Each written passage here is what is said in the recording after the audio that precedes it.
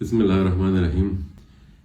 شمالی وزیرستان کے عوام سے بالخصوص بلکہ بالعموم تمام پاکستان سے 10 فروری کو میرانشاہ کینٹ کے سامنے پیش آنے والے واقعے کے بعد پہلی دفعہ مخاطب ہوں. جیسا آپ سب کے علم میں ہے کہ 10 فروری کو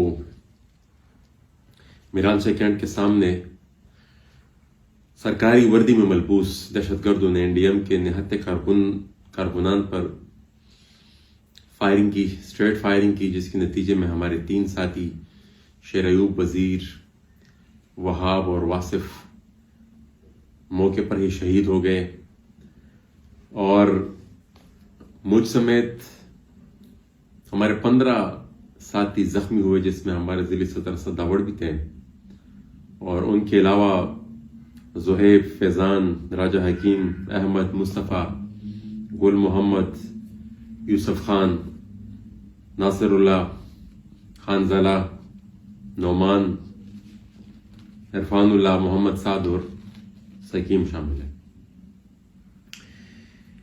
الیکشن کمپین کے سٹارٹ سے ہی شاید ان لوگوں نے یہ تہیہ کر لیا تھا کہ یہ جو الیکشن ہے یہ ان کے پاس ایک نادر موقع ہے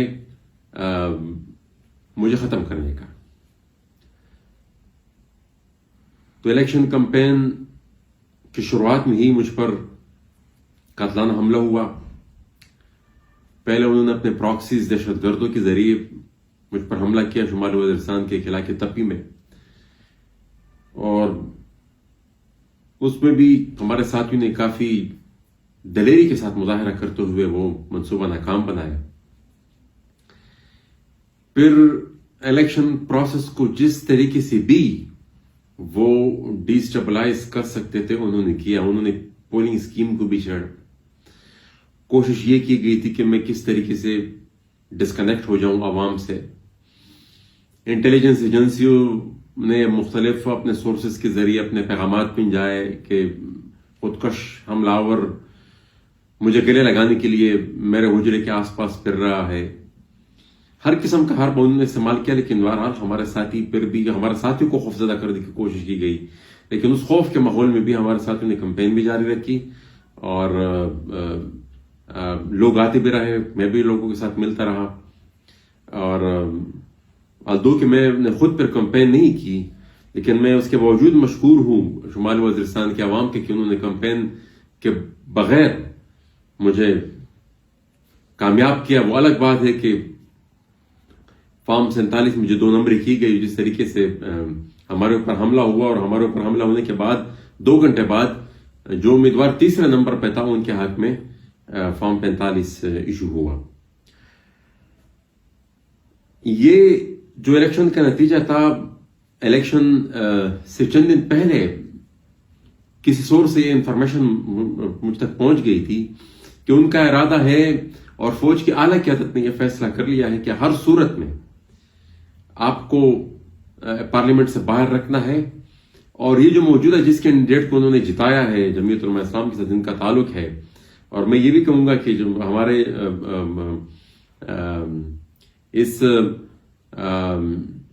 یہ جو سیٹ تھی یہ GHQ کی طرف سے مولانا فضل الرحمان صاحب کو ایک تحفہ تھا، جس کے لیے ہمارے 3 ساتھیوں کو شہید کیا گیا اور 15 ہمارے ساتھیوں کو زخمی کیا گیا.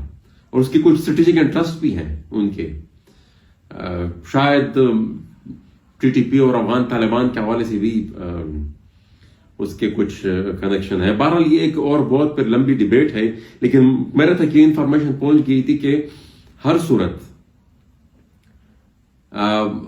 وہ آپ کو ہرانا چاہتے ہیں اور ہر حد تک چاہیں گے. پھر ہم تمام ساتھی آپس میں بیٹھے اور ہم نے یہ برین اسٹارمنگ کی کہ کون سا وہ ایسا لوپ ہول ہے جس کے ذریعے وہ یا داندھی کر سکتے ہیں یا کوئی نہ کوئی راستہ بنا سکتے ہیں. تو جہاں جہاں سے بھی خدشہ تھا اس کے لیے ہم نے فیلڈنگ کچھ پہلے کر لی تھی، اور پھر کچھ ہم نے یہ فیصلہ کیا تھا کہ اگر یہاں سے یہ ہوا تو ہم اس کا اس طریقے سے روک تھام کریں گے. ہم پھر اس کنکلوژن پہ پہنچے، میرا اپنا یہ پوائنٹ آف ویو تھا کہ ایسا کوئی راستہ نہیں بچے گا جس کے ذریعے یہ ہمیں ہروا سکے. لیکن ایک ٹول جو ان کے ہاتھ میں آخری تک رہے گا وہ فارم 45 ہے، اور وہ فارم 45 میں وہ آسانی کے ساتھ ٹیمپرنگ کر سکتے ہیں.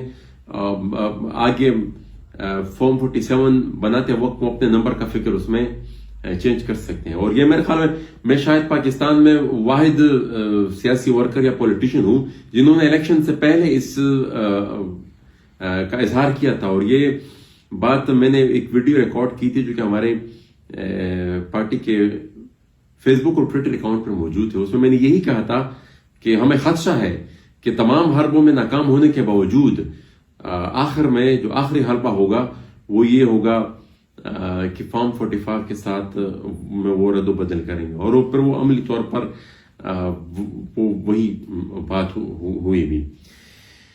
میں اس واقعے میں جن لوگوں نے ہمارے ساتھ سارے یکجہتی کیا، میں ان سب کا مشکور ہوں. لور بر وطن کے جتنی بھی سیاسی قائدین ہیں، افغانستان کی جتنی سیاسی قیادت ہے، پاکستان میں جتنی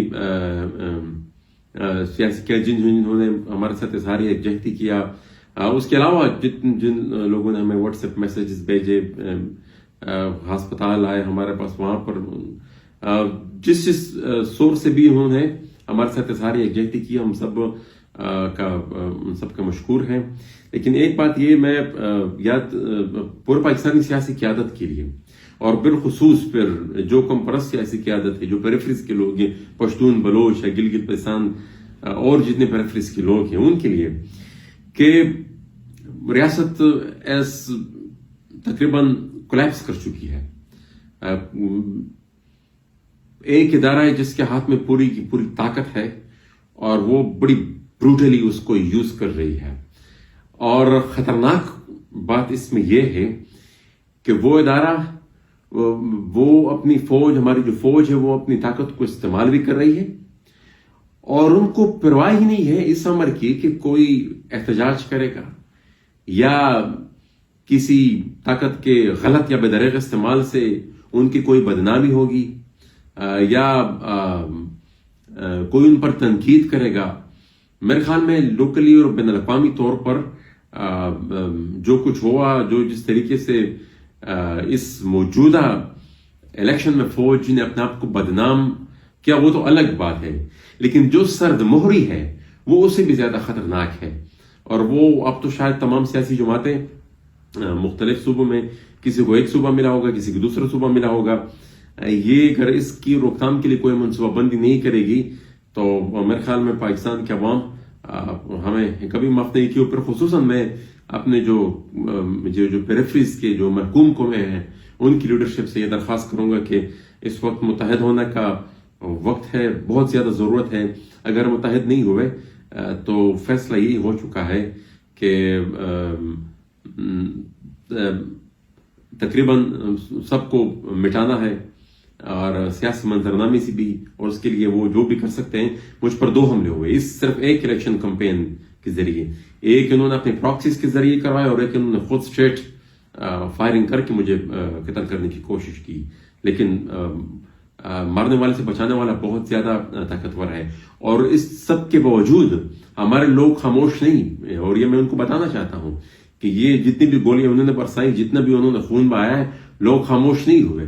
شمالی وزیرستان میں ہر روز لوگ نکلتے ہیں اس احتجاج کے خلاف، اس بربریت کے خلاف، اور اسی کینٹ کے سامنے احتجاج کرتے ہیں جس کے سامنے ہمارے ساتھیوں کا خون بہایا گیا تھا.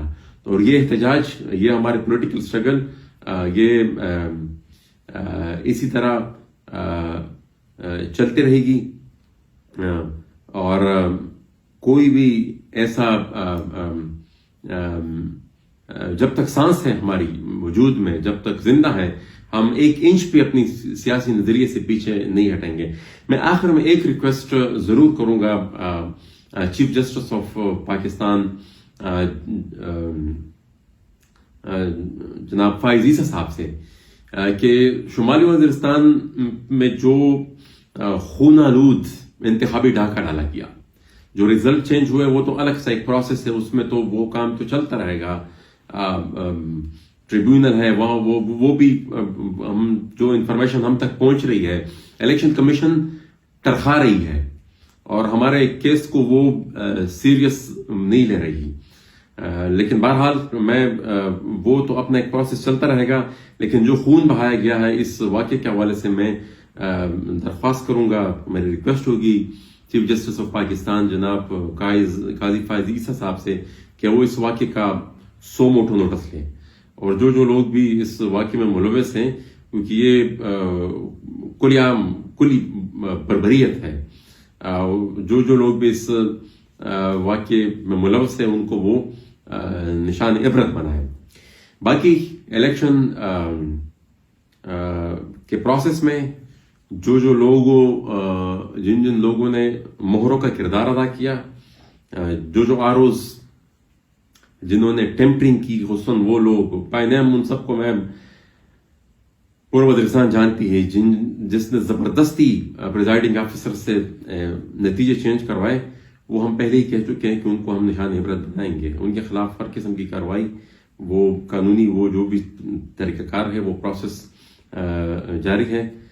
میں آخر میں شمالی وزیرستان کی تمام عوام سے ایک دفعہ پھر شکریہ ادا کرتا ہوں کہ کمپین کے باوجود انہوں نے ہمارے اوپر اعتماد کیا، کہ ہم نے کمپین نہیں کیا، اس کے باوجود انہوں نے ہمارے اوپر اعتماد کیا، اور وہ خوف زدہ نہیں ہوئے، اور خوف کے ماحول میں بھی وہ آئے، انہوں نے اپنا احتجاج بار بار ریکارڈ کرایا۔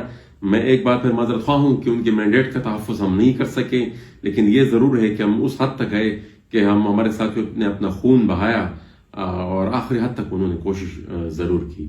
میں آخر میں اپنے وزیرستان کے عوام کا ایک دفعہ پھر بہت زیادہ مشکور ہوں۔ انشاءاللہ یہ سیاسی جدوجہد اپنی وزیرستان میں بلکہ پورے خطے میں امن کے قیام تک جاری رہے گی۔ بہت شکریہ۔